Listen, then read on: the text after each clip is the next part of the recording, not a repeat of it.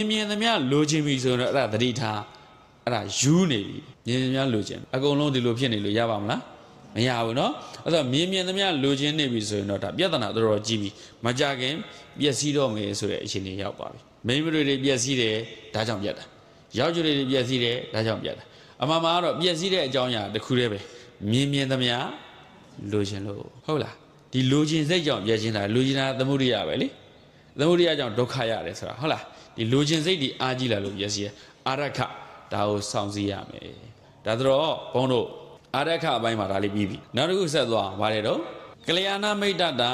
တဲ့အရေးကြီးသွားပြီဘာရှိဖို့လိုတယ်တော့မိတ်ဆွေကောင်းရှိဖို့လိုတယ်မိတ်ဆွေကောင်းဆိုဘယ်လိုဟာမျိုးတော့ကိုအကျိုးကိုလိုလာတဲ့လူပေါ့နော်ကောင်းလိုက်တာနောက်ထပ်ပြောပါအောင်မိတ်ဆွေကောင်းဆိုဘယ်လိုဟာမျိုးပြောလဲဩကိုအကျိုးသူများအကျိုးရဲ့ဆောင်ရွက်နိုင်တဲ့သူကောင်းလိုက်တာနော်